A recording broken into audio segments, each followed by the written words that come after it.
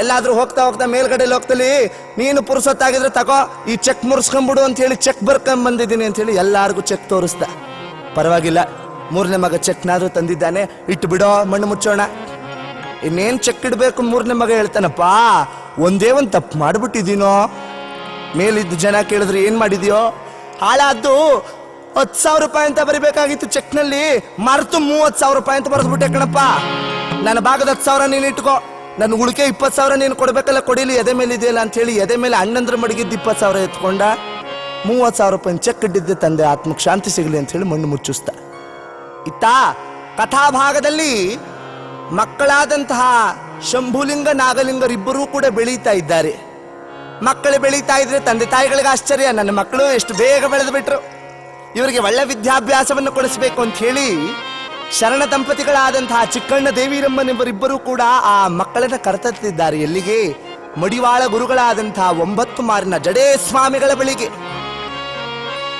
ಜಡೇ ಸ್ವಾಮಿಗಳ ಬಳಿಗೆ ಕರೆತಂದು, ಗುರುವೇ ನಮ್ಮ ಮಕ್ಕಳಿಗೆ ವಿದ್ಯಾರ್ಜನೆಯನ್ನು ಮಾಡಿಸಿಕೊಡಿ ಎಂದರೆ ಆಗಬಹುದಪ್ಪ ಅಂತ ಕೇಳಿ ಶಂಭುಲಿಂಗ ನಾಗಲಿಂಗನನ್ನ ಶಿಷ್ಯಂದ್ರಾಗಿ ಪಡೆದಿದ್ದಾರೆ. ಗುರುಕುಲದಲ್ಲಿ ಮಕ್ಕಳನ್ನು ಬಿಟ್ಟು ಶರಣ ದಂಪತಿಗಳಿಬ್ಬರು ತಾವು ಗೋವು ಕಾಯುವ ಕಾಯಕಕ್ಕೆ ಹೋಗಿದ್ದಾರೆ. ಇಲ್ಲಿ ಮಕ್ಕಳಿಬ್ಬರು ಗುರುಗಳ ಮುಂದೆ ಪದ್ಮಾಸನದಲ್ಲಿ ಕುಳಿತಿದ್ದಾರೆ. ಗುರುಗಳೇ ಕೇಳ್ತಾ ಇದ್ದಾರಪ್ಪ, ಮಕ್ಕಳೇ ಏನು ಗುರುಗಳೇ ನಿಮಗೆ ಎಲ್ಲವೂ ಕೂಡ ಬರ್ತದೇನ್ರಪ್ಪ? ಶ್ಲೋಕ ಬರ್ತದೆಯಾ? ಶಂಭುಲಿಂಗ ನಾಗಲಿಂಗ ಅಣ್ಣ ತಮ್ಮಂದಿರಿಬ್ಬರು ಮುಖವನ್ನು ನೋಡ್ಕೊಂಡು ಹೇಳ್ತಾರೆ, ಹೌದು ಗುರುಗಳೇ, ಅಮ್ಮ ಒಂದು ಶ್ಲೋಕವನ್ನು ಹೇಳ್ಕೊಟ್ಟಿದ್ದಾಳೆ. ಹೇಳ್ರಪ್ಪ, ಹೇಳಿ ಎಂದರೆ ಅಕ್ಕಪಕ್ಕದಲ್ಲಿದ್ದ ವಿದ್ಯಾರ್ಥಿಗಳಿಗೆ ಬೆರಗಾಗುವಂತೆ ಪದ್ಮಾಸನದ ಮೇಲೆ ಕುಳಿತು ಕಣ್ಮುಚ್ಚಿ ಕೈಗಳನ್ನು ಜೋಡಿಸಿ ಆ ಗುರುವಿನ ಮುಂದೆ ಸ್ಮರಣೆ ಮಾಡ್ತಾ ಇದ್ದಾರಂತೆ. ಹೀಗೆ ಗುರುರ್ ಬ್ರಹ್ಮ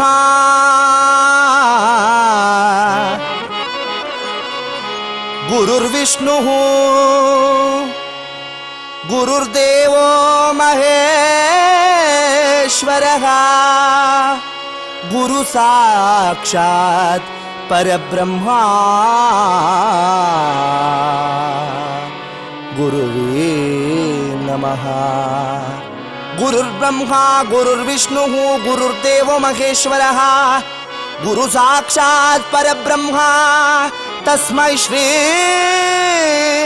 ಗುರವೇ ನಮಃ ಗುರವೇ ನಮಃ. ಮಕ್ಕಳಿಬ್ಬರು ಕಣ್ಮುಚ್ಚಿ ಗುರುಗಳ ಶ್ಲೋಕವನ್ನು ಹೇಳಿದರೆ ಗುರುಗಳಿಗೆ ಗೊತ್ತಿತ್ತಪ್ಪ, ನೀವಿಬ್ಬರು ಆ ಜಗದೊಡೆಯನ ಲೀಲಾಕೃಪೆಯಿಂದ ಹುಟ್ಟಿದವರು, ನಿಮಗೆ ವಿದ್ಯೆಯನ್ನು ಹೇಳಿಕೊಡುವುದು ನನ್ನ ಕಾಯಕವಲ್ಲ. ಆದರೂ ಲೋಕದ ಹಿತದೃಷ್ಟಿಯಲ್ಲಿ ನೆಪ ಮಾತ್ರಕ್ಕೆ ನಾನು ನಿಮಗೆ ಗುರುಗಳಾಗ್ತೇನೆ ಅಂತ ಹೇಳಿ ಮಕ್ಕಳಿಗೆ ವಿದ್ಯಾರ್ಜನೆಯನ್ನು ಮಾಡಿಸ್ತಾ ಇದ್ದಾರೆ. ಮಕ್ಕಳಿಬ್ಬರು ಬೆಳೀತಾ ಇದ್ದಾರೆ, ವಿದ್ಯಾರ್ಜನೆಯನ್ನು ಮಾಡಿಸ್ತಾ ಇದ್ದಾರೆ. ಇಲ್ಲಿ ತಂದೆ ತಾಯಿಗಳಿಬ್ಬರು ಹಸುವನ್ನ ಕಾಯುವ ವೃತ್ತಿಗೆ ಹೋಗ್ತಾ ಇದ್ದಾರೆ. ಅಣ್ಣನಾದ ಶಂಭುಲಿಂಗೇಶ್ವರ ಹೇಳ್ತಾ ಇದ್ದಾನೆ ತಮ್ಮ, ತಮ್ಮನಾದ ನಾಗಲಿಂಗ ಹೇಳ್ತಾ ಇದ್ದಾನೆ, ಏನಣ್ಣ ನಮ್ಮ ಅಪ್ಪ ಅಮ್ಮ ಇಬ್ರು ಎಷ್ಟು ಕಷ್ಟವನ್ನು ಪಡ್ತಾರೆಯೋ.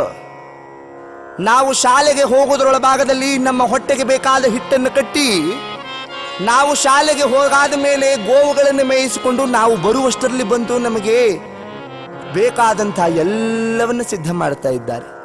ಆಗ ಅಣ್ಣ ತಮ್ಮಂದ್ರಿಬ್ಬರು, ಹೌದಣ್ಣ ನಾವು ಬೇಗ ಶಾಲೆಯನ್ನು ಮುಗಿಸ್ಕೊಂಡು ಬಂದು ನಮ್ಮ ತಂದೆ ತಾಯಿಗಳಿಗೆ ಸಹಾಯವನ್ನು ಮಾಡಬೇಕು ಅಂತ ಹೇಳಿ ಆ ತಂದೆ ತಾಯಿಗಳಾದ ಚಿಕ್ಕಣ್ಣ ದೇವಿರಮ್ಮರ ಬಳಿಗೆ ಬಂದು ಹೇಳ್ತಾ ಇದ್ದಾರಮ್ಮ, ಇಷ್ಟು ದಿನ ನೀವು ಕಷ್ಟಪಟ್ಟಿದ್ದು ಸಾಕಾಗಿದೆ, ಇನ್ನು ಮೇಲೆ ನಾನು ನನ್ನ ತಮ್ಮ ಇಬ್ಬರೂ ಆಕಳುಗಳನ್ನು ಮೇಯಿಸ್ತೀವಿ.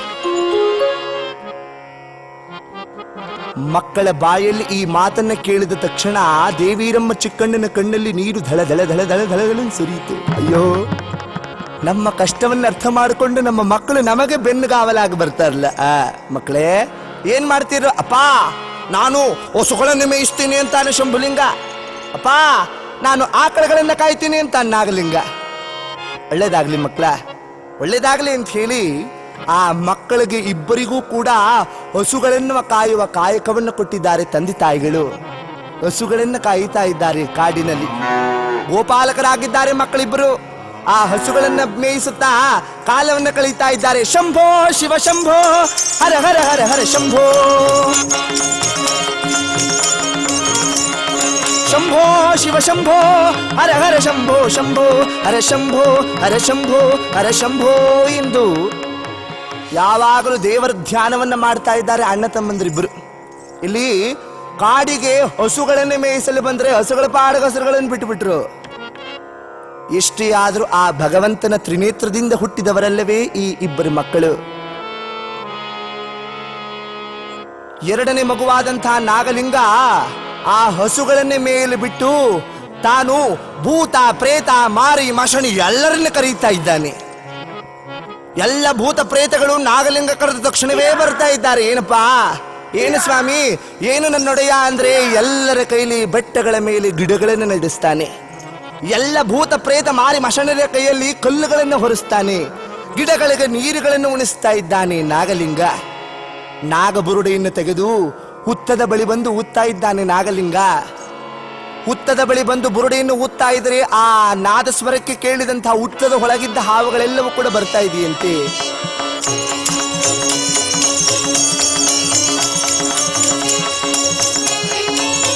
ಊತ್ತಾ ಇದ್ದಾನೆ ಮಗನಾದಂತಹ ನಾಗಲಿಂಗ. ಇಷ್ಟೆಲ್ಲವನ್ನು ನೋಡ್ತಾ ಇದ್ದಾನೆ ಶಂಭುಲಿಂಗ. ತಮ್ಮ ಏನ್ ಮಾಡ್ತೀಯೋ ಅಣ್ಣ, ನೋಡ್ತಾ ಇರೋ ಅಂತ ಹೇಳಿ ಹುತ್ತದಿಂದ ಬಂದಂತಹ ಹಾವುಗಳನ್ನ ತೆಗೆದಿದ್ದೆ ಕೊಚ್ಚಿಗೆ ಸುತ್ತುಕೊಳ್ತಾನೆ, ತೆಗೆದದ್ದೇ ಸೊಂಟಕ್ಕೆ ಬೀರ್ತಾನೆ. ಆ ಹಾವುಗಳಿಗೆ ಕೊಡಬಾರದ ಶಿಕ್ಷೆಯನ್ನು ಕೊಡ್ತಾ ಇದ್ದಾನೆ ನಾಗಲಿಂಗ. ಶಂಭುಲಿಂಗ ನಗುತ್ತಾನೆ, ತಮ್ಮ ನಿನ್ನ ಕೈಗೆ ಸಿಕ್ಕಿದ ಹಾವುಗಳ ಗತಿ ಆ ಪರಮಾತ್ಮನೇ ಕಾಪಾಡಬೇಕು ಅಂತ ಹೇಳಿ ಜಗದೊಡೆಯನಾದಂಥ ಆ ಶಿವನ ಅಪರಾವತಾರ ಈ ಶಂಭುಲಿಂಗ ತಮ್ಮನಾಡುವ ಲೀಲೆಗಳನ್ನು ಕಂಡು ತಾನು ಶಿವಧ್ಯಾನವನ್ನ ಮಾಡಬೇಕು ಅಂತ ಹೇಳಿ ನೇರವಾಗಿ ಬರ್ತಾ ಇದ್ದಾನೆ. ಎಲ್ಲಿಗೆ? ಕೆರೆಯ ಬಳಿಗೆ ಬಂದು ಕೆರೆಯ ಬಳಿಯಲ್ಲಿರುವಂತಹ ಆ ಕೆರೆಯೊಳಗಿರುವಂತಹ ತಾವರೆ ಎಲೆ ಮೇಲೆ ಕುಳಿತುಕೊಂಡು, ಇಂತಹ ಪವಾಡ ಪುರುಷನ್ರಿ ಆ ಶಂಭುಲಿಂಗ. ತಾವರೆ ಎಲೆ ಮೇಲೆ ಕುಳಿತು ತಪಸ್ಸು ಮಾಡ್ತಾ ಇದ್ದಾನಂತೆ. ಓಂ ನಮ ಶಿವಾಯ ಅಂತ ಹೇಳಿ, ಓಂ ನಮ ಶಿವಾಯ. ತಪಸ್ಸು ಎಲ್ಲೆಲ್ಲ ಮಾಡ್ತಾರೆ. ಈಗಿನ ಕಾಲದಲ್ಲಂತೂ ತಪಸ್ಸು ಮಾಡುವವರೇ ಇಲ್ಲ. ತಪಸ್ಸು ಅಂದ್ರೆ ಎಷ್ಟೇ ಕೆಜಿಗೆ ಅಂತ ಕೇಳೋರೆ ಜಾಸ್ತಿ ಈಗಿನ ಕಾಲ. ಈಗ ಯಾರೋ ಇಬ್ರು ತಪಸ್ಸು ಮಾಡ್ತಾ ಇದ್ರು, ಹೊಟ್ಟೆ ಕಿಚ್ಚಿನ ತಪಸ್ಸು ಈಗ ಮಾಡೋರು. ಒಬ್ಬನ ಬಳಿಗೆ ದೇವರು ಬಂದ, ಅಪ್ಪ ನಿನಗೇನೋ ವರ ಬೇಕು. ಇವನು ಕೇಳಿದ, ಸ್ವಾಮಿ ಆ ಕಡೆ ತಪಸ್ಸು ಮಾಡ್ತಾ ಇದ್ದಾನಲ್ಲ ಅವನಿಗೆ ವರ ಕೊಟ್ಟ್ಯಾ? ಇಲ್ಲ ಕಣ, ನಿನ್ನ ಹತ್ರಕ್ಕೆ ಮೊದಲು ಬಂದಿದ್ದು.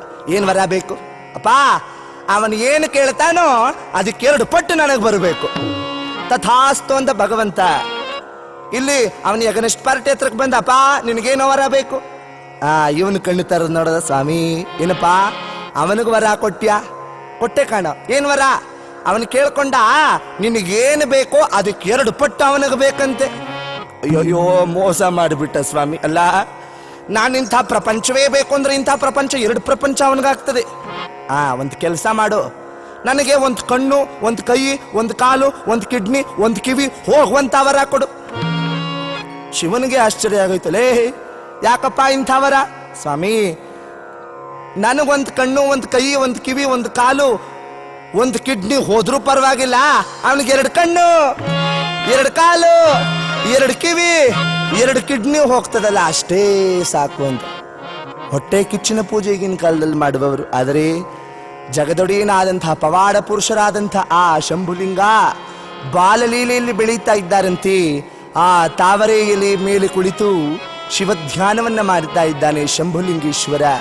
ಏ ಶಿವಪ್ಪ ಕಾಯೋ ನನ್ನಪ್ಪ ಅಂತ ಹೇಳಿ, ಶಿವ ಶಿವ ನಿನ್ನ ನಾಮ ನಾಂದಿಯಾಗಲಿ, ಬ್ರಹ್ಮಾಂಡವೇ ಶಿವಲೋಕವೆನಿಸಲಿ.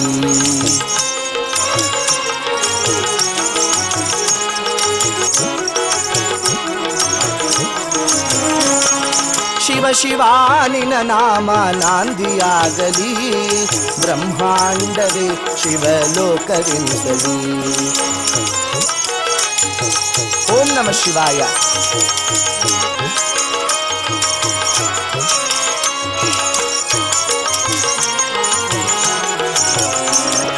ತಂಗಾಳಿ ಬೀಸಿ ಬೀಸಿ ರಾಗವಾಗಲಿ, ರಾಗದಲ್ಲಿ ಓಂಕಾರ ಕೇಳಿ ನುಡಿಯಲಿ.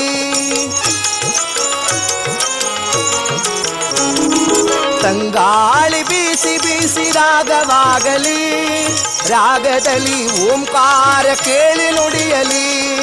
ಈ ಜಗವೇ ನೀನಿರುವ ಗುಡಿಯೂ ಆಗಲಿ. ಶಿವಪ್ಪ ಈ ಜಗವೇ ನೀನಿರುವ ಗುಡಿಯೂ ಆಗಲಿ, ಈ ಕಣ್ಣಿಗೆ ಎಲ್ಲೆಲ್ಲೂ ನೀನೇ ಕಾಣಲಿ, ಈ ಕಣ್ಣಿಗೆ ಎಲ್ಲೆಲ್ಲೂ ನೀನೇ ಕಾಣಲಿ. ಶಿವ ಶಿವ ಶಿವ ಶಿವ ಶಿವ ಶಿವ ನಿನ್ನ ನಾಮ ನಾಂದಿಯಾಗಲಿ, ಬ್ರಹ್ಮಾಂಡವೇ ಶಿವಲೋಕ ಎನಿಸಲಿ, ಬ್ರಹ್ಮಾಂಡವೇ ಶಿವಲೋಕ ಎನಿಸಲಿ, ಬ್ರಹ್ಮಾಂಡವೇ ಶಿವಲೋಕ ಎನಿಸಲಿ. ಅಣ್ಣ ತಮ್ಮಂದಿರಿಬ್ಬರು ಕೂಡ ಬಾಲ್ಯದಲ್ಲೇ ಪವಾಡಗಳನ್ನು ಮಾಡ್ತಾ ಇದ್ದಾರೆ. ಓಂ ನಮ ಶಿವಾಯ, ಓಂ ನಮ ಶಿವಾಯ ಎನ್ನುತ್ತಾ ಅಣ್ಣನಾದ ಶಂಭುಲಿಂಗ ತಾವರೇ ಇಲ್ಲದ ಮೇಲೆ ತಪಸ್ಸು ಮಾಡಿದರೆ ತಮ್ಮನಾದ ನಾಗಲಿಂಗ ಕ್ರೂರ ಪ್ರಾಣಿಗಳಾದಂಥ ಹುಲಿಯನ್ನು ಕರೆಯುತ್ತಾ ಇದ್ದಾನೆ. ವ್ಯಾಘ್ರ ವ್ಯಾಘ್ರ ಎಂದ ತಕ್ಷಣವೇ ಓಡಿ ಬಂದಿದೆಯಂತೆ ಆ ಕಾಡಿನಲ್ಲಿದ್ದಂತಹ ಹುಲಿ. ಆ ಹುಲಿಯ ಮೇಲೆ ಕುಳಿತುಕೊಂಡು ಭೂತ ಪ್ರೇತಗಳನ್ನೆಲ್ಲರನ್ನ ಹೆದರಿಸಿ ನಾಗಲಿಂಗನು ತಾನು ಹಾವುಗಳನ್ನೆಲ್ಲವನ್ನ ಸೊಂಟಕ್ಕೆ ಸುತ್ತಿ ಬಾಲಕರು ಎದುರುವಂತಹ ಆಟಗಳನ್ನು ಆಡ್ತಾ ಇದ್ದಾನಂತೆ. ಎಂಥ ವಿಚಿತ್ರ! ಇಲ್ಲಿ ಆ ನಾಗಲಿಂಗ ವ್ಯಾಘ್ರ ಎಂದ ತಕ್ಷಣವೇ ವ್ಯಾಘ್ರವನ್ನ ಕಂಡಂತಹ ಗೋವುಗಳು ಮೇವುಗಳ ಬಿಟ್ಟು ಓಡಿವೆ.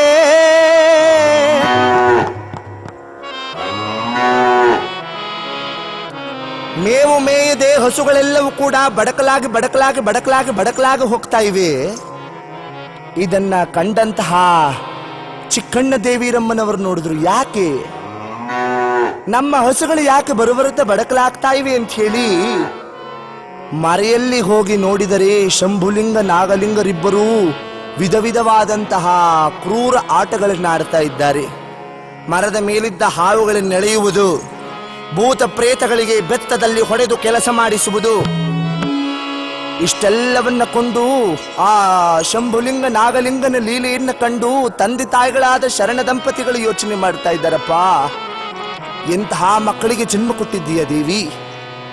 ಮಕ್ಕಳು ಹಾವುಗಳನ್ನ ಕಂಡ್ರೆ ಮೈಲಿ ದೂರ ಓಡುವ ಈ ಕಾಲದಲ್ಲಿ ಆ ಹಾವುಗಳನ್ನೇ ಹಿಡಿದು ಸುತ್ತಕೊಳ್ತಾ ಇದ್ದಾನಲ್ಲೇ ನಿನ್ನ ಮಗ. ಎಲ್ಲ ಆ ಭಗವಂತನಿಚ್ಛೆಯೆಂದರೆ ಆಕಳುಗಳು ಬಡಕಲಾಗುವ ವಿಚಾರ ಆ ದೇವಸ್ಥಾನದ ಒಡೆಯನಾದಂಥ, ಆ ದೇಶಕ್ಕೂ ಒಡೆಯನಾದಂಥ, ಆ ಇಡೀ 7 ಕೊಪ್ಪಕ್ಕೆ ಒಡೆಯನಾದ ಖಂಡೇರಾಯ ಮಹಾರಾಜನಿಗೆ ಗೊತ್ತಾಯಿತು. ಖಂಡೇರಾಯ ಮಹಾರಾಜ ಯಾಕೆ ಆಕಳುಗಳು ಬಡಕಲಾಗ್ತಾ ಇವೆ ನೋಡಬೇಕಲ್ಲ ಅಂತ ಹೇಳಿ ಆ ಶಂಭುಲಿಂಗ ನಾಗಲಿಂಗ ಮೇಯಿಸುವ ಆ ಆಕಳುಗಳ ಮೈದಾನಕ್ಕೆ ಬಂದು ಒಂದು ಪೊದೆಯ ಹಿಂಭಾಗದಲ್ಲಿ ಅವಿತು ಕುಳಿತಿದ್ದಾನೆ. ಆ ಶಂಭುಲಿಂಗ ನಾಗಲಿಂಗನನ್ನೇ ಪರೀಕ್ಷೆ ಮಾಡಲು ಅವಿತುಕೊಂಡು ಕುಳಿತಿದ್ದಾರೆ. ಇದೆಲ್ಲವೂ ಗೊತ್ತಾಯಿತಂತೆ ನಾಗಲಿಂಗನಿಗೆ. ಜಗದ ಮೂರ್ತಿಯಾದಂಥ ಆ ಮುಕ್ಕಣ್ಣಿನ ಅಪರಾವತಾರಗಳು, ನಾವು ಅವರನ್ನು ಪರೀಕ್ಷೆ ಮಾಡಲು ಹೋದರೆ ತಿಳಿಯದೆ ಆ ಖಂಡೇ ಮಹಾರಾಜ ಬಂದಿರುವುದನ್ನು ಕೂಡ ಕಂಡಂತಹ ನಾಗಲಿಂಗ ಅವನ ಮುಂದೆ ಎಲ್ಲ ಭೂತ ಪ್ರೇತ ಮಾರಿ ಮಷಣರನ್ನ ಕರೆದ. ಏನೆಲ್ಲವೂ ಕೂಡ ಬಂದು ಬಂದು ತಲೆ ಬಗ್ಗಿಸಿ ಆ ನಾಗಲಿಂಗ ಹೇಳಿದಂತಹ ಕೆಲಸವನ್ನ ಮಾಡ್ತಾ ಇದ್ದರೆ ಈ ಪೊದೆಯ ಬಳಿ ಅವಿತು ಕುಳಿತಿರುವಂತಹ ಖಂಡೇರಾಯನಿಗೆ ಬೆವರು ಕಿತ್ತಿದೆಯಪ್ಪ. ಆ ಶಿವನನ್ನ ಕನಸಿನಲ್ಲಿ ಬಂದು ಹೇಳಿದ್ದ, ಇವರಿಬ್ಬರು ಪವಾಡ ಪುರುಷರಾಗ್ತಾರೆ ಅಂತ ಹೇಳಿ. ಇಂತಹ ಪವಾಡ ಪುರುಷರನ್ನ ಅನುಮಾನ ಪಟ್ಟನಲ್ಲ ನಾನು. ಆ ಅಣ್ಣ ಎಲ್ಲಿದ್ದಾನೆ ಅಂತ ಹೇಳಿ ಶಂಭುಲಿಂಗನನ್ನು ನೋಡಿದರೆ ಶಂಭುಲಿಂಗ ತಾವರೆ ಎಲೆ ಮೇಲೆ ಕುಳಿತಿದ್ದೆ ಶಿವಧ್ಯಾನವನ್ನ ಮಾಡ್ತಾ ಇದ್ದಾನೆ. ಕಂಡು ಆಶ್ಚರ್ಯವಾಯಿತು ಮಹಾರಾಜನಾದ ಖಂಡೇರಾಯನಿಗೆ. ಅಬ್ಬಬ್ಬಾ, ಇವರಿಬ್ಬರು ಮಹಾನ್ ಪವಾಡ ಪುರುಷರು, ಇವರ ಕೈಲಿ ಇಂಥ ಕೆಲಸ ಮಾಡಿಸುವುದು ಬೇಡ ಅಂತ ಹೇಳಿ ತಕ್ಷಣವೇ ದೂತರನ್ನು ಕಳುಹಿಸಿ ಆಕಳಕುಳಿ ಕ್ಷೇತ್ರದಲ್ಲಿರುವ ಆ ಶರಣ ದಂಪತಿಗಳನ್ನು ಬರಮಾಡಿಸಿ ಎಂದ. ಇಲ್ಲ, ಆಕಳಕುಳಿಗೆ ಬರ್ತಾ ಇದ್ದಾರೆ ದೂತರು, ಆ ಶರಣರನ್ನು ಕರೆದುಕೊಂಡು ಹೋಗಲಿಕ್ಕೆ ಸಮಯ ಹೇಗಾಗಿದೆ. ಆ ಮಹಾತಾಯಿ ಆದಂಥ ದೇವಿರಮ್ಮ 3ನೇ ಮಗುವಿಗೆ ಜನ್ಮವನ್ನು ನೀಡಲು ತಾನು ಗರ್ಭವತಿಯಾಗಿದ್ದಾಳೆ.